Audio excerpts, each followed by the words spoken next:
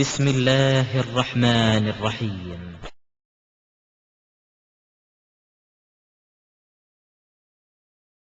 எல்லாம் வல்ல ஏக இறைவனுக்கே புகழனைத்தும் என்று வல்ல இறைவனை போற்றி புகழ்ந்தவனாக என்னுடைய இந்த உரையை ஆரம்பம் செய்கின்றேன். வல்ல இறைவன் தன்னுடைய திருமறையிலே ஒரு கட்டளையை சொல்லி காட்டுகின்றான். வல்தக்கும் மின்கும் உம்மத்துன் யதுஊன இலல் கைர் வயஅமுரூன பில் மஅரூஃப் வயன்ஹவுன அனில் முன்கர். நன்மையை நோக்கி மக்களை, நல்லதை நோக்கி மக்களை அழைத்து நன்மையை ஏவி தீமையை விட்டும் தடுக்கக்கூடிய ஒரு கூட்டம், ஒரு சமுதாயம் உங்களிடத்தில் இருக்க வேண்டும். வஉலாயிக ஹுமுல் முஃப்லிஹூன், அவர்கள்தான் வெற்றி பெற்றவர்கள், அவர்களே வெற்றி பெற்றவர்கள் என்று அல்லாஹ் சொல்லி காட்டுகின்றான். வல்ல இறைவன் தன்னுடைய திருமறையிலே எந்த ஒரு வாசகத்தை, வார்த்தை பிரயோகத்தை பயன்படுத்தினாலும் அதில் பல்லாயிரக்கணக்கான, பல கோடிக்கணக்கான அர்த்தங்கள் அந்த வார்த்தையினுள் பொதிந்திருக்கும் என்பதை நாம் அனைவரும் அறிந்து வைத்திருக்கின்றோம். இந்த இடத்தில் அல்லாஹ் எந்த வார்த்தையை பயன்படுத்துகின்றான் என்றால், நன்மையின்பால் மக்களை அழைத்து நன்மையை ஏவி தீமையை தடுக்கக்கூடிய ஒரு கூட்டம், ஒரு சமுதாயம் உங்களிடத்தில் இருக்க வேண்டும் என்று அல்லாஹ் சொல்லி காட்டுகின்றான். அவர்கள்தான் வெற்றி பெற்றவர்கள் என்றும் அல்லாஹ் சிலாயித்து சொல்லி காட்டுகின்றான். இன்னொரு இடத்தில் அல்லாஹ் சொல்லி காட்டுகின்றான், குன்தும் கைர உம்மத்தின் உஹ்ரிஜத் லின்னாஸ் தஅமுரூன பில் மஅரூஃப் வ தன்ஹவுன அனில் முன்கர் வ துஅமினூன பில்லாஹ். இந்த மனித குலத்துக்காக தேர்வு செய்யப்பட்ட சமுதாயத்திலேயே மிக சிறந்த சமுதாயமாக நீங்கள் தான் இருக்கின்றீர்கள். காரணம் என்னவென்றால், நீங்கள் நன்மையை ஏவிக்கொண்டே இருக்கின்றீர்கள், தீமையை விட்டு மக்களை தடுத்துக் கொண்டே இருக்கின்றீர்கள், அல்லாஹ்வை முழுமையாக ஈமான் கொண்டிருக்கின்றீர்கள் என்றும் அல்லாஹ் சொல்லி காட்டுகின்றான். நாம் சிறந்த சமுதாயமாக அல்லாஹ் நம்மை பற்றி சொல்லக்கூடிய காரணம் என்னவென்றால், நாம் நன்மையை நோக்கி மக்களை ஏவிக்கொண்டே இருக்க வேண்டும், தீமையை விட்டு மக்களை தடுத்துக் கொண்டே இருக்க வேண்டும், அல்லாஹ்வை முழுமையாக ஈமான் கொண்டிருக்க வேண்டும். அப்படிப்பட்ட ஒரு கூட்டமாக நாம் இருக்க வேண்டும், ஒரு குழுவாக இருக்க வேண்டும் என்று அல்லாஹ் இந்த இடத்தில் சொல்லி காட்டுகின்றான். இந்த நன்மையை ஏவி தீமையை தடுக்கக்கூடிய பணி என்பது ஒவ்வொருவர் மீதும் சாட்டப்பட்ட ஒரு அமானிதமாக இருக்கின்றது. அதை ஒருவர் தனியாகவும் செய்யலாம், கூட்டாகவும் செய்யலாம், இரண்டு விதமாகவும் செய்ய முடியும். ஆனா இந்த குழுவாக இருந்து நாம் செய்யும் பொழுது அதிலே கிடைக்கக்கூடிய நன்மைகளை நாம் பட்டியல் போட்டால், அல்லாஹ் சொல்கின்றானே ஒரு உம்மத் இதில் இருக்க வேண்டும், ஒரு கூட்டம் இருக்க வேண்டும் என்று அல்லாஹ் சொல்லி காட்டுகின்றானே, அதனுடைய தாத்பரியத்தை, அதனுடைய உண்மையான அர்த்தத்தை நாம் விளங்கிக் கொள்ளலாம். உதாரணத்திற்கு நாம் உலக வாழ்க்கையும் அது கொண்டுதான் எடுத்துக்கொள்வோம். ஒரு விஷயத்தை ஒருவர் தனியாக செய்வதற்கும் எல்லாரும் சேர்ந்து ஒரு குழுவாக செய்வதற்கும் நிச்சயமா வேறுபாடு இருக்கின்றது. அதனுடைய வேறுபாடை நாம் ஒவ்வொருவரும் உண்மையிலேயே உணர்ந்து வைத்திருக்கின்றோம். இப்ப எடுத்துக்காட்டுக்கு, ஒரு லாரி ஸ்டார்ட் ஆகல, ஒரு ஆள் போய் தள்ளி விடுங்க அப்படின்னு சொல்லி ஒரு ஆள் உங்களை கூப்பிட்டாருன்னு வைங்க, நம்மளால தள்ளுறது சாத்தியமாகுமா? அவர் தள்ளுறது எந்த காலத்துல தள்ளி அந்த வண்டி எப்ப ஸ்டார்ட் ஆகி எப்போ அவரு ஊர் போய் சேர்றது? அப்ப ஒரு 100 பேர் சேர்ந்து ஒரு லாரியை தள்ளுறாங்கன்னு வைங்க, இலகுவாக யார் தள்ளினானே தெரியாது, எல்லாரும் சொல்லிக்கிறோம் நான் தான் லாரி தள்ளினேன், நான் தள்ளி விட்டுதான் வண்டி ஸ்டார்ட் ஆகணுச்சு அப்படின்னு நம்ம சொல்லிக்கிறோம். ஆனால் 100 பேரும் சேர்ந்து அந்த வேலையை செய்யும் பொழுது அதனுடைய பலன், நம்மளுடைய உழைப்பு குறைவாக இருக்கின்றது, பலன் கூடுதலாக இருக்கின்றது. பார்க்கிறோமா இல்லையா? அதே போன்று இந்த குழுவாக நாம் ஒவ்வொரு பணியையும் செய்யும் பொழுது இதனுடைய நம்முடைய பங்களிப்பு ரொம்ப சொற்பமா தெரியலாம். ஆனால் நமக்கு கிடைக்கக்கூடிய பலன் இருக்கின்றதே, அதை நாம கணக்கு போட்டு பார்த்தோம்னா இவ்வளவு பெரிய லாபமா, இவ்வளவு பெரிய கூலியா, இவ்வளவு பெரிய பெனிஃபிட்டா என்று நாமளே ஆச்சரியப்படக்கூடிய அளவிற்கு இந்த குழுவாக இருந்து நாம் செயல்படக்கூடியதன் மூலமாக, அல்லாஹ் சொல்லக்கூடிய இந்த கட்டளையை நாம் நிறைவேற்றுவதன் மூலமாக இந்த நன்மையை நாம் பெற்றுக்கொள்ளலாம் அப்படின்றத நாம முதலில் விளங்கிக் கொள்ள வேண்டும். ஒருவர் ஒரு பெட்டி கடை வச்சிருக்கிறாரு, அந்த பெட்டி கடை மூலமாக அவர் சம்பாதிக்கக்கூடியது ஒரு நாளைக்கு ஒரு 100 ரூபாய் சம்பாதிப்பாரா, ஒரு 150 ரூபாய் சம்பாதிப்பாரா? அதுக்கு மேல அவரால் சம்பாதிக்க முடியாது. ஆனால் அதே நேரத்தில் ஒரு மிகப்பெரிய ஒரு கம்பெனியை ஒருவர் உருவாக்கி 1,00,000 பேருக்கு வேலை கொடுக்கிறாரு. 1,00,000 பேருக்கு வேலை கொடுத்தாரே, ஆனால் அந்த 1,00,000 பேரும் சேர்ந்து ஒரு மாதத்தில் செய்யக்கூடிய வேலையை ஒரு பெட்டி கடை வச்சு நடத்தினால் செய்ய முடியுமா? அவருக்கு அந்த லாபம் கிடைக்குமா? ஒரு ஒட்டுமொத்தமாக ஒரு குழுவாக ஒருவர் செய்யும் பொழுது என்ன ஆகுதுன்னா, ஒவ்வொருவரும் அதுல 1,00,000 பேர் வேலை பார்க்கறாங்கன்னா அந்த 1,00,000 பேருக்கும் கிடைக்கக்கூடிய லாபம், ஒரு பெட்டி கடையில் ஒருத்தர் மாசம் 10,000 ரூபாய் சம்பாதிக்கிறத காட்டிலும் ஒவ்வொருவரும் 20,000 ரூபாய் சம்பளம் வாங்குவான். 1,00,000 பேர் சம்பளம் வாங்குவான், அதுக்கு மேலையும் கூடுதலாக சம்பளம் வாங்குவார்கள். ஆனால் வேலை அதே 24 மணி நேரம் தான். இந்த பெட்டி கடையில் இருக்கக்கூடிய அந்த 24 மணி நேரம் செலவிடக்கூடிய பெட்டி கடையில் இருக்கிறார்ல, அவர் எவ்வளவு நேரம் செலவிடுறாரு? அவர் 24 மணி நேரம் தான் செலவிடுவாரு. அதே நேரத்தில் அந்த கம்பெனியில லட்சமா சம்பாதிக்கிறாரு முதலாளி, அவர் எவ்வளவு செலவழிக்கிறாரு? எவ்வளவு நேரம் செலவழிக்கிறாரு? அவருக்கு மட்டும் ஒரு நாளைக்கு 48 மணி நேரமா வந்துட போகுது? இன்னும் கிடையாது. அவர் அதே 24 மணி நேரம் தான். அதே ஒரு 10 மணி நேரம் தூங்குவாரு, 10 மணி நேரம் வேலை பார்ப்பார், 4 மணி நேரம் சாப்பிடுறதுக்கு டைம் ஒதுக்குவாருன்னு வைங்களேன். அப்ப இந்த பெட்டி கடையில் இருக்கிறாலும் 10 மணி நேரம் தான் வேலை பார்க்கிறான். ஆனால் அவன் சம்பாதிக்கக்கூடியது 5,000 ரூபாயா இருக்கு. அதே நேரத்தில் இந்த கடை வச்சிருக்கிற பல லட்சக்கணக்கான மக்களை வச்சு வேலை வாங்குறான் இந்த முதலாளி, அவனும் 10 மணி நேரம் தான் வேலை பார்க்கிறான். அவன் மாசம் 5 கோடி ரூபாய் கல்லா கட்டக்கூடியவனா இருக்கின்றான் என்றால் இப்ப புரியுதா உங்களுக்கு? குழுவாக இருந்து நாம் செயல்படுவதன் மூலமாக இந்த நன்மை எவ்வளவு நன்மை கிடைக்கும் நமக்கே தெரியாது. அந்த அளவிற்கு அளவுக்கு அதிகமான நன்மைகளை நாம் பெற முடியும் அப்படின்றத நாம கவனத்தில் கொண்டு, அதற்காகத்தான் நாம இப்ப ஜமாத்தாக ஒருங்கிணைந்து இந்த செயல்பாடுகளை, இந்த ஏகத்துவ பிரச்சாரத்தை நாம் செய்கின்றோம் என்றால் காரணம் என்ன? இந்த குழுவாக இருப்பதன் மூலமாக கிடைக்கக்கூடிய பெனிஃபிட். இப்போ ஒரு தீமையை நீங்கள் எதிர்க்க வேண்டியது இருக்கின்றது. அதாவது எடுத்துக்காட்டுக்கு இப்ப நியூ இயர்னு ஒண்ணு வருது, முஹர்ரம் சொல்லிட்டு ஒரு மூட நம்பிக்கையை அரங்கேற்றுகின்றார்கள். அந்த மூட நம்பிக்கையை கண்டித்து, அவன் தீ மிதிக்கிறத கண்டிச்சு நீங்க ஒரு எதிர்ப்ப, நீங்கள் தீமையை தடுக்க வேண்டிய பொறுப்பு உங்களுக்கு இருக்கா இல்லையா? நமக்கு இருக்கா இல்லையா? இப்ப ஒருவர் முடிவெடுக்கிறாரு, நான் போய் இதை தடுக்க போறேன் அப்படின்னு சொல்லி கிளம்புறாருன்னு வைங்க, அவர் எத்தனை ஆயிரம் பேர்கிட்ட போய் சொல்ல முடியும்? ஒரு வருஷம் உள்ள இதற்காகவே அவர் செலவிட்டாலும் எத்தனை லட்சம் பேர்கிட்ட அவர்கிட்ட இவர் போய் சொல்லிட முடியும்? ஒன்னும் சொல்ல முடியாது. ஒரு கூட அக்கம் பக்கத்தில் இருக்கிற ஒரு 100 பேருக்கு சொல்லலாம், அதிகபட்சமா போனா ஒரு 1000 பேருக்கு சொல்லலாம்.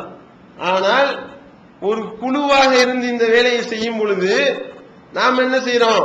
ஒரு மசூரா பண்றோம், மாநில நிர்வாகத்தில் ஒரு முடிவு எடுப்பாங்க, முஹர்ரம் மாதம் வருது, இந்த தீமையை நாம் கண்டிக்க வேண்டியது இருக்கின்றது, இதை மக்கள் மத்தியில் இந்த விழிப்புணர்வு பிரச்சாரத்தை ஏற்பாடு செய்ய வேண்டியது இருக்கின்றது. ஒரு சுற்றறிக்கையை நெட்டில் போடுறோம், இணையதளத்தில் போடுறோம். என்ன?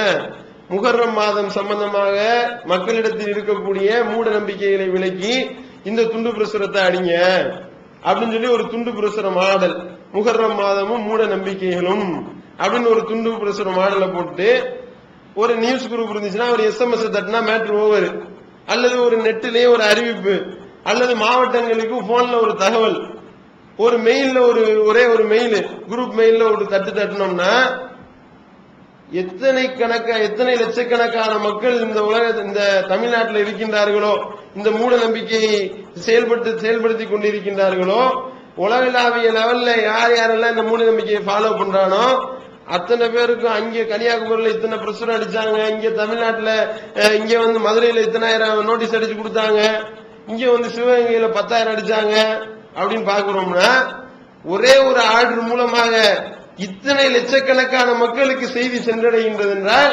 இதுதான் குழுவாக இருப்பதனுடைய ஒரு மிகப்பெரிய பெனிஃபிட்டுங்க. எடுத்துக்காட்டிற்கு இங்க இருந்து பிரான்ஸ்ல போய் ஒரு தமிழர் குடியேறி இருப்பார், அவர் இது ரைட் நினைச்சிருப்பார், இந்த மாதிரியான மூட நம்பிக்கை சரியானதுன்னு சரி கண்டிருப்பார். இங்க இருந்து நம்ம ஒரு இமெயில் அனுப்புவோம் FRDJக்கு, பிரான்ஸ் தௌஹீத் ஜமாத்துக்கு, நீங்க இதை உங்களுடைய தமிழ் மக்களுக்கு எடுத்து கொடுங்க அப்படின்னு சொல்லி. அங்கிருந்து நமக்கு போன் வரும், என்னங்க இந்த மாதிரி ஒரு பிரசுரம் கொடுத்திருக்காங்களே, இதுல இந்த சந்தேகம் இருக்கு, எங்க இருந்து பேசுறீங்க? பிரான்ஸ்ல இருந்து அடிக்கிறேன், உங்க ஆளுங்க இந்த நோட்டீஸ் நமக்கு கொடுத்திருக்காங்க, தலைமைய நம்பர் இது போட்டிருக்காங்க என்றால், ஒரு ஆளு சிங்கிளாக இருந்து கொண்டு 100 பேருக்கு சொல்ல முடியுமா? 1000 பேருக்கு சொல்ல முடியுமா? அதிகபட்சமா போனா ஒரு 10,000 பேருக்குன்னு வைங்க. இந்த குழுவாக இணைந்து நாம் செயல்படும் பொழுது எங்கெங்கேயோ நமக்கே கணக்கு தெரியாது, இத்தனை கோடிக்கணக்கான மக்களுக்கு இந்த செய்தி சென்றடைந்ததா என்று நீங்களே ஆச்சரியப்படக்கூடிய அளவிற்கு இந்த ஏகத்துவ பிரச்சாரம் வீரியம் அடைவதை நாம் பார்க்கின்றோம். அதனாலதான் அல்ல இந்த குழுவாக இணைந்து நீங்க செயல்படுங்க, இப்படிப்பட்ட ஒரு குழு உங்களில் இருக்க வேண்டும், அந்த குழுதான் வெற்றி பெற்றவர்கள் அப்படின்னு அல்லாஹ் சொல்லி காட்டுகின்றான். அதே மாதிரி பார்க்கிறோம், எப்படி மக்கள் இந்த இஸ்லாத்தின்பால் ஈர்க்கப்படுகின்றார்கள், எப்படி இந்த ஏகத்துவ பிரச்சாரத்தின்பால் மக்கள் கவரப்பட்டு ஒவ்வொருவரும் இந்த ஏகத்துவத்தை நோக்கி வருகின்றார்கள் என்று ஒரு எடுத்துக்காட்டுக்கு ஒரு 5 விஷயம் சொல்றேன். இந்த விஷயம்லாம் நம்மளுடைய கணக்குல ஏறுதுன்றது உங்களுக்கே தெரியாம இருக்கும். இது நம்ம இந்த குழுவில் இருப்பதனால, இந்த சரியான கொள்கையில நாம இருக்கிறதுனால, இந்த ஜமாத்தினுடைய முதுகெலும்பாக இருக்கக்கூடியவர்களுக்கு நாம் ஊக்கமாக இருப்பதனாலையும் உடலாலையும் பொருளாலையும் மார்வல் சப்போர்ட் என்று சொல்வார்களே, மானசீக ஆதரவு மூலமாகவும் யார் யாரெல்லாம் இதற்கு ஒத்துழைப்பாகவும் இதற்கு சப்போர்ட்டாகவும் இருக்கின்றார்களோ அவர்கள் அனைவருக்கும் இதுல கட்டாயம் ஒரு பங்கு இருக்கு என்பதை நீங்கள் உணர்ந்து கொள்ள வேண்டும். ஒண்ணுமே இல்ல, ஒரு மிகப்பெரிய பின்தங்கிய ஒரு இடம், அங்கே இருக்கிற தௌஹீத்வாதி 4 பேர் தான் இருக்கிறான். அந்த 4 பேரு ஒரு பொதுக்கூட்டம் நடத்தணும்னு கொண்டு போய் லெட்டர் கொடுக்கிறான். அந்த 4 பேரை ஊர்ல உள்ள எல்லாரும் சேர்ந்து ஒட்டுமொத்தமா அடிச்சு கொலை பண்ணா கூட ஒண்ணும் செய்ய முடியாது. அப்படிப்பட்ட மிக மிக மிக மிக பலவீனமாக இருக்கக்கூடிய ஒரு ஏரியால கொண்டு போய் ஒரு பேப்பரை நீட்டுறான், நாங்க ஒரு பொதுக்கூட்டம் போடணும், இது இவர்கள் செய்யக்கூடிய அநியாயத்தை நாங்கள் தட்டி கேட்க வேண்டும் அப்படின்னு சொல்லி பேப்பரை கொடுத்தா போலீஸ் வாங்கிட்டு அதெல்லாம் இல்ல அப்படின்னு சொல்லிட்டு தமிழ்நாடு அச்சுச்சோ இல்லன்னு மருத்துவம்னா ஊரை கூட்டிடுவாங்க, லட்சக்கணக்கான மக்களை திரட்டி ஆர்ப்பாட்டம் பண்ணிடுவான் அப்படின்னு சொல்லிட்டு பயந்துகிட்டு, ஓகே உங்களுக்கு பொதுக்கூட்டம் ஓகே, ஊரே திரண்டு நின்று வர்றான், இவனுக்கு கூட்டம் கொடுக்காத, இது நடத்த விடாத, நடத்தினா பெரிய பிரச்சனை ஆகும் அப்படின்னா ஊரே எதிர்த்து காவல்துறை இல்லப்பா அவங்களுக்கு பேச்சுரிமை இருக்குப்பா அப்படின்னு சொல்லிட்டு அவர்கள் அனுமதி வழங்குகின்றார்கள் என்றால் இங்க நீங்க உட்கார்ந்து இருக்கிற மாதிரி இருக்கும். உங்களை நினைச்சுக்கிட்டு அவன் பயப்படுறான், அம்மாடி ஒரு SMS அனுப்புனா 10,000 பேர் திரட்டிடுவாங்க, இப்படின்னு 1 மணி நேரத்துல ஒரு 20,000 பேர் வந்துருவான், நம்ம பதில் சொல்ல முடியாது என்று அவர்கள் பயந்து கொண்டு இந்த ஏகத்துவ பிரச்சாரத்திற்கு வழிவிடுகின்றார்கள் என்றால் நீங்க சும்மா இங்க உட்கார்ந்து இருக்கிற மாதிரி இருக்கும். ஆனா உங்க அக்கௌண்ட்ல ஏறிக்கிட்டே இருக்கும், உங்களுடைய அக்கௌண்ட்ல எவ்வளவு ஏறுதுன்னு உங்களுக்கே தெரியாமல் இருக்கும். அப்படிப்பட்ட ஒரு நன்மையை நாம் பெற வேண்டும் என்றால் இந்த குழுவாக இணைந்து நாம் இத்தகைய பிரச்சாரத்தை நாம் செய்யும் பொழுதுதான் இந்த முழுமையான ஒரு நன்மையை பெற முடியும் அப்படின்றதை விளங்கிக் கொள்ள வேண்டும். எடுத்துக்காட்டுக்கு பிரான்சில் இருந்து ஒரு கடிதம் வருது. பிரான்சில் இருந்து ஒரு பெண்மணி எழுதுறாங்க, யாழினின்னு ஒரு பெண்மணி. அவங்க என்ன செய்யறாங்க, அதாவது இந்த மாதிரி நான் பாண்டிச்சேரி வந்திருந்தேன், பாண்டிச்சேரி வந்திருக்கும் பொழுது ஒரு குர்ஆன் தர்ஜுமா ஒண்ணு வாங்கினேன், குர்ஆன் தமிழாக்கம். அது நான் கிறிஸ்துவ பெண்மணியா, நான் கிறிஸ்துவ பெண்மணி அப்படின்றதெல்லாம் முன்னாடியே விளக்கிட்டு தான் எழுதுறாங்க. கிறிஸ்துவ பெண்மணி, நான் இந்த மாதிரி பாண்டிச்சேரி வந்திருக்கும் பொழுது ஒரு குர்ஆன் தர்ஜுமா வாங்கினேன், அப்துல் ஹமீத் பாக்கவின்னு பேர் போட்டிருந்தது, படிச்சு பார்த்தா எனக்கு புரியவே மாட்டேனுது டோட்டலா. ஆனா அதே நேரத்தில் பிரான்ஸ்ல ஃப்ரீ பாக்ஸ் சொல்லிட்டு ஒரு இலவச லோக்கல் சேனல் ஒண்ணு இருக்கான். அப்ப அந்த கடிதத்துல தான் நமக்கே தெரியுது, ஏதோ ஃப்ரீ பாக்ஸ்ன்றான், ஃப்ரீ பாக்ஸ் என்னமோ சொல்லி இருக்கிறாங்க. ஃப்ரீ பாக்ஸ் ஒரு லோக்கல் சேனல் இருக்கு. அதுல பி ஜெயினுல் ஆபிதீன் அப்படின்றவருடைய பயான நான் கேட்டேன், உரையை நான் கேட்டேன். அவர் எந்த ஒரு தலைப்பு எடுத்தாலும் அப்படியே இலகுவா விளக்குறாரு. இந்த குர்ஆன் தமிழ்ல தான் இருக்குன்னு சொல்றாங்க, தமிழ்ல படிச்சாலே எனக்கு புரிய மாட்டேனுது. அதே நேரத்தில் நீங்கள் குர்ஆன் தேவைன்னா இந்த அட்ரஸ்க்கு கான்டாக்ட் பண்ணுங்கன்னு சொல்லிட்டு அதுலயே ஓடி இருந்துச்சு, ஸ்க்ரோலிங் பார்த்துருக்கு அந்த அம்மா. அதனாலதான் இந்த கடிதத்தை நான் எழுதுகின்றேன் அப்படின்னு சொல்லி எழுதுறாங்க. கடிதத்துல பேர் மட்டும்தான் இருக்கு, ஊர் இருக்கு, அட்ரஸ் கிடையாது, போன் நம்பர் கிடையாது. இந்த அம்மாக்கு எப்படி நாம ஏகத்துவத்தை எத்தி வைக்கிறது? ஏற்கனவே வாங்கின தரிசனமாவே புரிய மாட்டேங்குது அந்த அம்மாக்கு. என்ன பண்றது? FRDJக்கு இந்த லெட்டர் ஸ்கேன் பண்ணி அனுப்புங்க, நிர்வாகத்துல முடிவெடுத்து ஸ்கேன் பண்ணி அனுப்புறோம். பிரான்ஸ் தௌஹீத் ஜமாத்துக்கு, பிரான்ஸ் தௌஹீத் ஜமாத்துக்கு அனுப்புனா அவர்கள் அந்த பின்னாடி இருக்கக்கூடிய அந்த ஸ்டாம்பு அந்த இதெல்லாம் வச்சு இது எந்த ஏரியான்றதையும் கண்டுபிடிச்சு அந்த ஏரியால உள்ள டெலிகாம் டைரக்டரி இருக்கு பாத்தீங்களா, அதை எடுத்து யாருன்ற பேர்ல யார் பதிவு பண்ணிருக்கான்றதை பார்த்து போன் நம்பரை எடுத்து அவங்க அந்த FRDJ தலைவர் என்ன செய்யறாருன்னா தன்னுடைய மனைவியை விட்டு, நான் லேடிஸா இருக்கிறதுனால பயந்துடக்கூடாது ஜென்ஸ் பேசும்பொழுது அப்படின்னு சொல்லிட்டு லேடிஸை விட்டு பேச விடுறாங்க. இந்த மாதிரி நாங்க இந்த பிரான்ஸ்ல இருந்தா பேசுறோம், புத்தகம் ஒண்ணு கேட்டிருந்தீங்களா, சென்னைக்கு கடிதம் போட்டிருந்தீங்களா அப்படின்னு. ஆமா நான் குர்ஆன் ஒண்ணு கேட்டிருந்தேன் அப்படின்னு சொல்லிட்டு அந்த மாதிரி வந்துடுறாங்க லைன். அவங்கதான் எடுக்கிறாங்க. அப்போ இந்த குர்ஆன் அப்ப இந்த பேசுங்க இந்த தலைவர் இருக்காங்க அப்படின்னு சொல்லி அவங்கள்ட்ட போனை கொடுத்தா அவர் என்ன செய்யறாரு, சரி அப்ப நேரடியா நாங்க வீட்டுல கொண்டு வந்து கொடுத்துருவோம் குர்ஆன் அப்படின்னா. அப்பதான் தெரியுது விஷயம். வீட்டுக்கெல்லாம் வந்தா என் புருஷங்காரனை கொலை பண்ணிடுவான். இஸ்லாத்தை குர்ஆன் மற்றும் ஹதீஸ் வாயிலாக அறிந்திட அழகிய இணையதளமான onlinepj.com என்ற இணையதளத்திலிருந்து எடுக்கப்பட்ட இஸ்லாம், அரசியல் மற்றும் சமூக கேள்விகளுக்கான பதில்களின் ஒரு தொகுப்பு.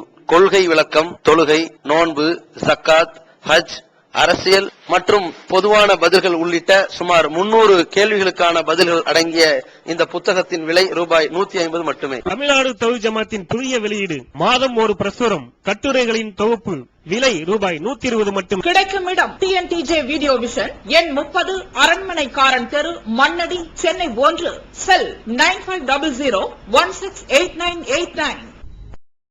இப்போது புத்தம் புது வடிவில் பல சிறப்பம்சங்களுடன் onlinepj.com மற்றும் tntj.net இணையதளங்கள்.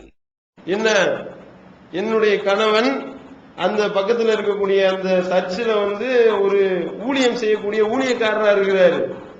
நான் குர்ஆன் படிக்கிறதெல்லாம் தெரிஞ்சு நானே வாங்கின குர்ஆனே ஒளிச்சு வச்சு படிச்சுக்கிட்டு இருக்கிறேன்.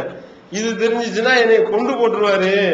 ஒரு ஹோட்டல்ல ஒண்ணு சொல்லி இந்த இடத்துல சந்திப்போம், அங்க உங்களுடைய புத்தகங்களை கொடுங்க, குர்ஆனை கொடுங்க அப்படின்னு சொல்லி ஒரு குறிப்பிட்ட இடத்தை நோட் பண்ணி அந்த இடத்துல போய் நம்மளுடைய நிர்வாகிகள் ஏசி இறைமகனா இதுதான் பைபிள் எல்லாம் ஸ்டாக் ரெடியா வச்சிருக்கிறாங்க. பிரான்ஸ்ல கொண்டு போய் கிறிஸ்தவ மக்கள் தான் நிறைய இருக்கிறதுனால கொண்டு போய் குர்ஆனை கொடுக்குறாங்க. குர்ஆனை கொடுத்தா 2 மாசம் கழிச்சு திருப்பி ஒரு மெயில், இந்த மாதிரி இஸ்லாம் ஒரு எளிய மார்க்கம் கேள்வி நிகழ்ச்சி FRDJக்கு பிஜே நடத்தி தரணும் டேட்டு கேட்டு ஒரு லெட்டர் அனுப்புறாங்க. கீழே குறிப்பு, இதுல இந்த யாழினின்ற அந்த பெண்மணி இஸ்லாத்தை தழுவிருக்கிறாங்க அப்படின்னு சொல்றாங்க.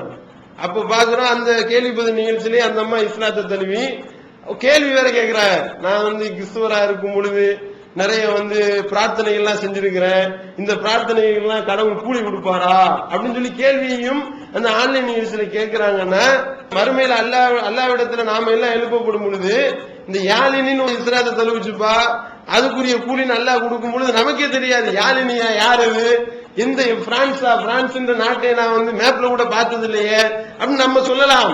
ஆனால் குழுவாக இணைந்து இந்த ஏகத்துவ பிரச்சாரத்தை நாம் மேற்கொண்டதனுடைய விளைவாக யார் யாரெல்லாம் இதை உடல், பொருள், ஆவி மற்றும் தன்னுடைய அந்த மார்வல் சப்போர்ட் மூலமாக இந்த குழுவிற்கு ஊக்கத்தையும் ஆக்கத்தையும் கொடுத்தார்களோ அவர்கள் எல்லாருக்கும் இதுல கட்டாயம் ஒரு பங்கு இல்லாம போயிருந்து நினைக்கிறீங்களா? நிச்சயம் கட்டாயம் கிடைக்கும். காரணம் என்ன? குழுவாக இருந்தால் கிடைக்கக்கூடிய நன்மையில ஒரு பங்கு கட்டாயம் இருக்கின்றது. அதே நேரத்தில் குழுவா நான் சும்மா இணைஞ்சுதானே இருந்தேன், அவருக்கே கிடைச்சிச்சுன்னா அப்ப வேலை பார்த்த ஆளுக்கு கூட கிடைக்குமா இல்லையா? இதுல சப்போர்ட்டா ஒருத்தவர் இருந்தாருங்க, மானசீக ஆதரவை தெரிவிச்சாருங்க, அவருக்கே இந்த கூலியில அல்லாஹ் ஒரு பங்கு கொடுக்கறான் அப்படின்னா இதுலயே மும்முரமாக இருந்து ஒரு வேலை பார்த்தாருன்னா அவருக்கு அதை விட 10 மடங்கு அல்லாஹ் கொடுப்பானே, அதை விட 100 மடங்கு 100 700 ஆக்கி 7 700 ஆக்கி அதை விட பன்மடங்கு கொடுப்பானா இல்லையா? கட்டாயம் கொடுப்பான்ல. அப்படின்னும் பொழுது இந்த குழுவாக இணைவதன் மூலமாக இவ்வளவு பெரிய நன்மைகள் கிடைக்கின்றது. இப்ப யாழினின்னு ஒண்ணு சொன்னோம், அதே மாதிரி ஒருத்தர் தலைமையகத்துக்கு வந்தாரு. ஆளு நல்லா டிப் டாப்பா இருந்தாப்புல, நல்ல வலுவலுன்னு சேவிங் பண்ணி வெள்ள வெள்ளன்னு இருக்காரு ஆளு. அஸ்ஸலாமு அலைக்கும் வர்றாரு. கூட்டிட்டு வந்தவர்கிட்ட என்னங்க இது இப்படி இருக்கிறாரு அப்படின்னா, அவர் அசோக் குமாருங்க அப்படின்றாரு. அசோக் குமாரா? அசோக் குமார் சலாம் சொல்றாரு. என்னன்னு விசாரிச்சா ஓமன்ல வேலை பார்த்துக்கிட்டு இருக்கிறாரு. ஓமன்ல இருந்து அங்கே நம்மளுடைய பிரச்சாரம், இந்த சீடிகள், டிவிடிகள், இமயம் டிவி நிகழ்ச்சிகள் மூலமா இந்த செய்திகள் எல்லாம் பார்த்துட்டு இஸ்லாத் தழுவுறதுக்காக வந்திருக்கிறாரு. ஆளு களிமா சொல்லி கொடுத்தாச்சு, இப்ப கத்னா பண்ணணும், சரி போங்க தாவா சென்டருக்கு அனுப்பி விடுங்க அப்படின்னு சொல்லி அனுப்புறோம்னா நீங்க மறுமையில கொண்டு போய் நிக்கும் போது அசோக் குமாருக்கு உள்ள கூலி உங்களுக்கு கிடைக்கும். என்னப்பா இது அசோக் குமாருக்கு உள்ள கூலிக்கு எனக்கு எதுக்கு? குழுல நீ இருந்தேப்பா, நீ இந்த குழுவில் ஒரு ஆளாக இருந்தாயே, இதற்கு நீ ஒத்துழைப்பு கொடுத்தாயே, உன்னுடைய பொருளாதாரத்தை நீ செலவு பண்ணியா இல்லையா, உன்னுடைய உடல் பொருளாவி இதற்காக செலவழித்தாயா இல்லையா அப்படின்னு சொல்லி அல்லாஹ் வழங்கும் பொழுது நமக்கே இவ்வளவு நன்மைகளா? சில பேர் இருப்பாங்க, சில செல்வந்தர்கள் என்ன செய்வாங்கன்னா ஒரே ஒரு கட்டடம் மட்டும் இருக்கும், அந்த கட்டடத்திற்கு அது மட்டும்தான் அவங்களுக்கு சொத்து. அதையே பார்த்துக்கிட்டு இருப்பாங்க, இதுதான் நமக்கு சொத்து, இதுதான் நமக்கு சொத்துன்னு. அந்த சொத்து திடீர்னு வேல்யூ கம்மியா போச்சுன்னு வைங்க, அதோட முடிஞ்சிச்சு. அப்படிப்பட்ட நஷ்டவாளியா நம்ம இருக்கக்கூடாது. சில பேர் இருப்பாங்க, எப்படி இருப்பாங்க தெரியுமா? அவங்களுக்கு எவ்வளவு சொத்து இருக்குன்னு அவங்களுக்கே தெரியாது. எத்தனை கோடி ரூபாய்க்கு சொத்து இருக்குன்னு அவங்களால கணக்கே பண்ண முடியாது. திடீர்னு அந்த 100 கோடி ரூபாய் சொத்து 200 கோடி ரூபாய் ஆயிருச்சு. அப்படியா, சரி ஓகே. இந்த 200 கோடி ரூபாய் சொத்து 400 கோடி ரூபாய் ஆயிருச்சு. அப்படியா, பரவாயில்ல இருக்கட்டும். இந்த 50 கோடி 150 ஆகி போச்சு அப்படின்னு இப்படி செல்வந்தர்கள் இருக்கிறாங்களா இல்லையா? இதுல சில வியாபாரிகள்லாம் இருக்கிறாங்க, எவ்வளவு வியாபாரம் பண்றாங்கன்னு அவங்களுக்கே தெரியாது. எத்தனை லட்சக்கணக்கான ரூபா வருதுன்னு அவங்களுக்கே தெரியாது. எவ்வளவு கோடி ஒரு மாசத்துக்கு டர்ன் ஓவர் பண்றாங்கன்னு அவங்களுக்கே தெரியாது. ஆனா பேங்க் பேலன்ஸ்ல மட்டும் ஏறிக்கிட்டே இருக்கும். ஒவ்வொரு மாசமும் 1 கோடி 2 கோடி 3 கோடின்னு ஏறிக்கிட்டே இருந்தா, அப்படிப்பட்ட ஒரு நிலையில போய் அல்லாஹ்வை சந்தித்தால் ஏதாவது தீமைகளுக்கு பாரமா அல்லாஹ் சில நன்மைகளை கழிச்சு விட்டுட்டு சொர்க்கத்துக்கு கணக்கு பண்ணும் பொழுது நன்மை மேல ஏறிடுச்சு, உனக்கு தீமை நீ கம்மியா செஞ்சிருக்கிற, நான் மன்னிச்சு விடுறேன் உன்னுடைய தீமைகள்னு சொல்லி அல்லாஹ் மன்னித்து விட்டால் ஈஸியா உள்ள நுழைஞ்சிடலாம். இது இல்லாம கண்ணே மணியன்னு ஒன்ன வச்சுக்கிட்டு அலைகிற மாதிரி, நான் தனித்திருந்தாலும் உன்னோட நான் சேர மாட்டேன் அப்படின்னு சொல்லிட்டு தனியாக இருப்போமே, ஆனால் நமக்கு இவ்வளவு நன்மைகளையும் நாம் இழக்கக்கூடிய ஒரு நஷ்டவாளிகளாக நாம் நிற்கக்கூடிய ஒரு நிலை ஏற்படும்ன்றதுனால தான் அல்லாஹ் அதை கருத்தில் கொண்டுதான் செய்யற வேலையை குழுவா செய்யு. ஒரு உம்மத்து இதுக்காகவே தனியா இரு, ஒரு கூட்டமா இரு, நீனு அந்த கூட்டத்துல உன்னை இணைச்சுக்கிட்டு வேலையை பாரு அப்படின்னா நம்மளுடைய நல்லறங்கள்லாம் அந்த அளவுக்கு நம்மளால செய்ய முடியாது. ரசூல் ஸல்லல்லாஹு அலைஹி வஸல்லம் எப்படி ஒரு அழகான முன்மாதிரியாக இருந்தார்கள். நிறைய அல்லாஹ் உங்களுடைய பாவத்தை மன்னிச்சுட்டேன் அப்படின்னு சொன்னவனையும் அப்பா அல்லாஹ் மன்னிச்சுட்டான்பா அப்படின்னு சொல்லிட்டு விட்டாங்களா? கால்கள் வீங்கக்கூடிய அளவிற்கு நின்று வணங்குகின்றார்கள். அப்போ கேட்கிறாங்க, யார ரசூலல்லாஹ், அல்லாஹ் தான் உங்களுடைய பாவத்தை மன்னிச்சுட்டானே, அல்லாஹ் உங்களுடைய பாவத்தை மன்னித்து இருக்கிற நிலையில ஏன் இப்படி கால் வீங்குற அளவுக்கு நீங்க தொழுகிறீங்க அப்படின்னு சொல்லும் பொழுது ரசூல் ஸல்லல்லாஹு அலைஹி வஸல்லம் என்ன சொன்னாங்க பாத்தீங்களா? அல்லாஹ் மன்னிச்சான்ல, என்னுடைய பாவத்தை மன்னிச்சுட்டான்ல, பாவத்தை மன்னிச்சதற்காக நான் நன்றி உள்ள அடியானா இருக்க வேணாமா? அல்லாஹ் என்னுடைய பாவத்தை மன்னிச்சிருக்காங்க, அதுக்காக நான் நன்றி செலுத்துறதுக்காக கால் வீங்குற அளவுக்கு நான் தொழுகிறேன் அப்படின்னு அல்லாஹ்வுடைய தூதரவர்கள் சொல்கின்றார்கள் என்றால், அப்படி நன்மையை போட்டி போட்டு கொள்ளையடிக்கணும். அப்படி கொள்ளையடிச்சா தான் நம்ம மறுமையில வெற்றி பெற முடியும். அது அல்லாமல் நாம நம்மளுடைய தொழுகை நோன்பு இந்த அளவோட சுருக்கி கொண்டோமே, ஆனால் மறுமையில அல்லாஹ்விடத்துல கேள்வி கேட்கப்படும் பொழுது நாம கூடுதலா பதில் சொல்ல வேண்டிய ஒரு கட்டாயம் இருக்கின்றது. இன்னும் சொல்ல போனா இந்த நன்மையை ஏவி தீமையை தடுக்கக்கூடிய பொறுப்பு ஒவ்வொருவருக்கும் சுமத்தப்பட்டிருக்கின்றது, ஒவ்வொரு மீதும் அமானிதமாக இருக்கின்றதுனால் அதுக்கு அல்லாஹ்விடத்துல பதில் சொல்லணுமா இல்லையா? இந்த வேலையை நீ செஞ்சியா, எப்படி நீ செஞ்ச, 24 மணி நேரத்தை இதுக்காக போய்கிட்டு இருந்தியா? 24 மணி நேரத்தை இதுக்காக நீங்கள் போக வேண்டாம். இந்த குழுவோடு இணைந்து வாரத்தில் ஒரு 1 மணி நேரம் செலவிட்டால், ஒரு 2 மணி நேரம் செலவிட்டால், இதற்காக உங்களுடைய அந்த பொருளாதாரத்தை எந்த அளவிற்கு உங்களால் இயலுமோ அந்த அளவிற்கு நீங்கள் செலவிடுவீர்களே, ஆனால் அல்லாஹ் உங்களே அந்த கணக்குல வச்சுக்கிடுவான். அப்படின்னும் பொழுது மறுமையில ஈஸியாக நாம் நிறைய நன்மைகளை கொள்ளையடிக்கக்கூடிய ஒரு மிகப்பெரிய ஒரு வாய்ப்பு நமக்கு கிடைக்கும். அதே மாதிரி பார்க்கிறோம், இந்த பிரச்சார வகைகள் என்பது இந்த குழுவாக இணைந்து செய்யும் பொழுது ஒருத்தவர் தனியா செஞ்சாருன்னு வைங்க, அவர் ஒரே ரூட்ல தான் போயிட்டு இருப்பாரு. இப்ப எடுத்துக்காட்டுக்கு நேரா போய் சொல்றதுன்னு வைங்க, அவர் போய் தன்னால இயன்ற அளவுக்கு வாயால சொல்லிக்கிட்டே இருப்பாரு, அவருக்கு வேற திங்கிங் வராது. ஆனால் அதே நேரத்தில் குழுவாக நாம் இணைந்து செய்யும் பொழுது இப்ப நம்மளுடைய ஜமாத் செய்யக்கூடிய பணிகள்லாம் யோசிச்சு பாருங்க, எவ்வளவு வேலைகள் நடந்து கொண்டு இருக்கின்றது. ஒரு மிகப்பெரிய அமைதி புரட்சி மாதிரி வேலை நடந்த மாதிரி வேலை அவ்வளவு நடந்து கொண்டு இருக்கின்றது. எக்கச்சக்கமா மக்கள் ஏகத்துவத்தை நோக்கி வந்து கொண்டே இருக்கின்றார்கள், அணி அணியாக வந்து கொண்டே இருக்கின்றார்கள்.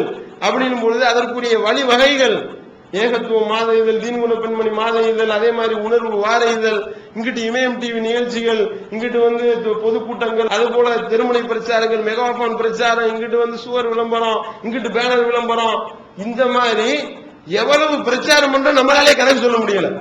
ஒரு வருஷத்துல எத்தனை லட்சக்கணக்கான பேருக்கு பிரச்சாரம் பண்ணிருக்கீங்க அப்படின்னா நம்மள அறியாமல அதை நம்மளால கணக்கே எடுக்க முடியாத அளவிற்கு இந்த ஏகத்துவ பிரச்சாரங்கள் செல்கின்றது என்றால் ஒவ்வொரு பிரச்சாரத்திற்கும் ஒரு கட்டாயம் அல்லாஹ்வுடைய கிருபையை கொண்டு ரெஃப்ளெக்ட் இருக்கும். கட்டாயம் அல்லாஹ் அதன் மூலமாக எக்கச்சக்கமான மக்களுக்கு இந்த ஏகத்துவத்தை எடுத்து சொல்லக்கூடிய சென்றடையக்கூடிய ஒரு வழியை ஏற்படுத்தி இருக்கின்றான். பார்க்கிறோம், இந்த இமயம் ஓமன்ல இருந்து அசோக்குமார் வந்தாருன்னா இமயம் டிவி பார்த்தாரு, இந்த யாழினின்ற பெண்மணி வந்தாங்கன்னா அவங்க வந்து அந்த பகுதியில் உள்ள லோக்கல் சேனல் ஃப்ரீ பாக்ஸ் அந்த ஒரு சேனல்ல ஒரு மணி நேரம் நிகழ்ச்சி போட்டிருக்காங்க, அதை பார்த்து வருகின்றார்கள். அதே மாதிரி ஏகத்துவம் அந்த மாத இதழ படிச்சுட்டு இணை வைப்பில் இருந்து வெளியேறக்கூடியவர்கள் எத்தனை பேர்? ஜின்குல பெண்மணி மாத இதழ படிச்சுட்டு இணை வைப்பில் இருந்து வெளியேறுபவர் எத்தனை பேர்? அதே மாதிரி இந்த இமயம் டிவி நிகழ்ச்சிகளை பார்த்துவிட்டு இந்த ஏகத்துவத்தின்பால் வரக்கூடியவர்கள் எத்தனை பேர்? கணக்கே வைக்க முடியாது. ஒரு கடிதம் வந்துச்சு, வெங்கடேசன் ஆசாரின்னு எழுதியிருக்காரு. அது வந்து பிரம்ம படிச்சாதான் அவர் வெங்கடேசன் ஆசாரின்னு உங்களுக்கு தெரியும். உள்ள கடிதத்தை படிச்சீங்கன்னு வைங்க, தௌஹீதிலே ஊறி போனவரால் எழுதியிருந்தாருன்னா எப்படி எழுதுவாரு, அப்படி வருது கடிதம். இந்த மாதிரி வந்து நபிமார்களுடைய வரலாறை பற்றி நான் அறிந்து கொள்ள விரும்புகின்றேன். நபிமார்கள் வரலாறுல வந்து கட்டுக்கதைகள் இல்லாம பியூரா குர்ஆன் ஹதீஸ் அடிப்படையில் உள்ள வரலாறை நான் அறிந்து கொள்ள வேண்டும். இப்படி போகுது கடிதம். என்னடா இது, யாரா அப்படின்னு பின்னாடி திருப்பி பார்த்தா வெங்கடேசன் ஆசாரியா? வெங்கடேசன் ஆசாரி இப்படி எப்படி எழுதுறாரு? அதுல கேள்வி கேட்கிறாரு, தாபத்துல் அருள் என்று ஒன்று வரும்னு சொல்லி முன்னறிவிப்பு இருக்கின்றதே, அது வந்து எப்பொழுது வரும்? கியாம நாளுடைய நேரத்தில் வருமா, இல்ல அதுக்கு முன்னாடியே வந்துருமா? நம்ம மக்களுக்கு தாபத்துல் அருள்னாலே என்னன்னு தெரியாது. அப்படி ஒரு நல்லடியார் இருக்காரா அப்படின்னு சொல்லி கேட்டா கூட கேட்பாங்க. ஆனால் அவர் வந்து இறுதி நாள்ல ஒரு பிராணி வரும், அது வந்து பத்தி அல்லாஹ் குர்ஆன்ல சொல்லி இருக்கிறான். இப்படி போயிட்டு இருக்கு கடிதம்னா போன போட்டு கேட்கிறோம், என்னங்க இது இப்படி எழுதி வச்சிருக்கிறீங்க, எப்படிங்க எவ்வளவு தெரிஞ்சிச்சு அப்படின்னா, அவர் ஒரு லாரி டிரைவர், திருச்சி பக்கத்துல வந்து இருக்கிறாரு. லால்குடியோ தென்னூரோ சொன்னாங்க, துறையூரோ சொன்னாங்க. நான் வந்து ஒரு லாரி டிரைவர், கரெக்டா 10:30 மணிக்கு இமயம் டிவி பார்த்துருவேன். இமயம் டிவி பார்க்காம நான் தூங்க மாட்டேன், அதுலதான் இவ்வளவு நாலேஜ் கிடைச்சிருக்கு அப்படின்றாரு. அப்ப குர்ஆன் நபிமார்கள் வரலாறுன்னு டிவிடி தான் ஆதாரபூர்வமா டிவிடி அனுப்பி விட்டா நேரா சிங்காரத்தூர் பள்ளிவாசலே வந்து வாங்கிக்கிட்டு இப்படிப்பட்ட ஒரு ஜமாத் தான் தேவை. காரணம் என்ன? இந்த மாதிரி என்னை மாதிரி தேடல் உள்ளவர்கள் எத்தனை பேர் இருப்பாங்க? ஒரு கடிதம் போட்டவனே உடனே ரிப்ளை கொடுக்குறீங்களே, இதை வச்சு நான் படிச்சுட்டேன். ஒரு வாரம் கழிச்சு எழுதுறாரு, நபிமார்கள் வரலாறு டிவிடி வந்து ஒரு 6 பார்த்துட்டேன், அதுக்கடுத்து பார்க்க வேண்டியது இருக்கு, பார்த்த உடனே நான் கருத்து சொல்றேன்னு எழுதுறாருன்னா வெங்கடேசன் ஆசாரிக்கு எத்தி வச்சதுக்குரிய கூலி உங்களுக்கு கிடைக்குமா இல்லையா? இந்த மாதிரி சொல்றதா இருந்தா இப்படியே சொல்லிக்கிட்டே போகலாம். எந்த கணக்கு வழக்கு இல்லாமல் ஒரு உதாரணத்துக்கு 2 சொல்லி இருக்கிறோம், உதாரணத்துக்கு ஒரு 3 சொல்லி இருக்கிறோம். ஒவ்வொரு நாளும் வந்து வரக்கூடிய கடிதங்களை படிச்சு பாத்தீங்கன்னா பாதி பேர் மாற்று மத சகோதரர்கள் எனக்கு குர்ஆன் வேணும், புத்தகம் வேணும், டிவிடி வேணும், சிடி வேணும், இது வேணும்னா இமயம் டிவில அப்படி பார்த்தா எனக்கு இந்த சந்தேகம் என்று எழுதக்கூடியவர்கள் தான் இருக்கின்றார்கள். அப்போ வந்து இவ்வளவு பேருக்கும் இந்த ஏகத்துவத்தை எத்தி வைக்கக்கூடிய அந்த எத்தி வைத்த நன்மை அல்லாஹ் நமக்கு வழங்குறான்னா சாதாரண விஷயமாக? அப்ப இந்த குழுல நீங்கள் இணைந்து பணியாற்றும் பொழுது உங்களுடைய உடல் பொருள் ஆவியை இதற்காக நீங்கள் செலவிடும் பொழுது இந்த குழுவில் நீங்களும் ஒரு அங்கத்தினராக இருக்கும் பொழுது அல்லாஹ்விடத்துல மறுமையில நிற்கும் பொழுது உங்களுக்கே தெரியாம இவ்வளவு நன்மைகளா என்று நீங்கள் ஆச்சரியம் அடையக்கூடிய அளவிற்கு, நாம் ஆச்சரியம் அடையக்கூடிய அளவிற்கு அல்லாஹ் இப்படிப்பட்ட ஒரு நன்மையை வழங்க வேண்டும். அப்படிப்பட்ட நன்மையை வழங்கி மறுமையில் வெற்றி பெறக்கூடிய நன்மக்களாக வல்ல இறைவன் நம் அனைவரையும் ஆக்க வேண்டும் என்று பிரார்த்தித்து என்னுடைய இந்த முதல் உரையை நிறைவு செய்கின்றேன். தமிழ்நாடு தௌஹீத் ஜமாஅத்தின் ஆதரவற்றோர் இல்லம் இறைவனுக்கு செய்ய வேண்டிய கடமைகளுக்கு அடுத்தபடியாக பெற்றோரை பேணுவது பற்றி இஸ்லாம் அதிகமாக வலியுறுத்துகிறது. பெற்றோரை பேணாதவர்கள் மறுமையில் வெற்றி பெற முடியாது என்று இஸ்லாம் அறிவுறுத்துகிறது. ஆயினும் இஸ்லாத்தின் இந்த கட்டளையை சில முஸ்லிம்கள் அலட்சியம் செய்து பெற்றோரை வீட்டை விட்டு விரட்டுகின்றனர், பெற்றோரை பிச்சைக்காரர்களாக மாற்றுகின்றனர். இந்த அவல நிலைக்கு பரிகாரம் காணும் வகையில் முதியோர் ஆதரவு இல்லத்தை தமிழ்நாடு தௌஹீத் ஜமாஅத் நடத்துகிறது.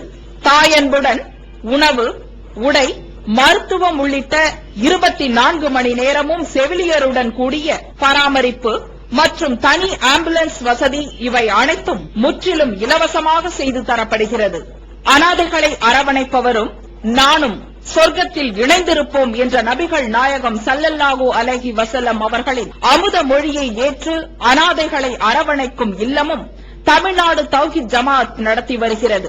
இப்பணியை தொடர்ந்து செய்திட உங்கள் நன்கொடைகளையும் ஜகாத்தையும் தாராளமாக வாரி வழங்குமாறு கேட்டுக்கொள்கிறோம். உங்களது நன்கொடைகளை டிடியாகவோ செக்காகவோ மணி ஆர்டராகவோ அனுப்பலாம். டிடி அனுப்புபவர்கள் தமிழ்நாடு தௌஹீத் ஜமாத் வங்கி கணக்கு எண் 7882748227 இந்தியன் வங்கி மண்ணடி கிளை என்ற பெயரில் எடுத்து அனுப்ப வேண்டிய முகவரி தமிழ்நாடு தௌஹீத் ஜமாத் மாநில தலைமையகம் 30 அரண்மனைக்காரன் தெரு மண்ணடி சென்னை 1. போன் 0442521526.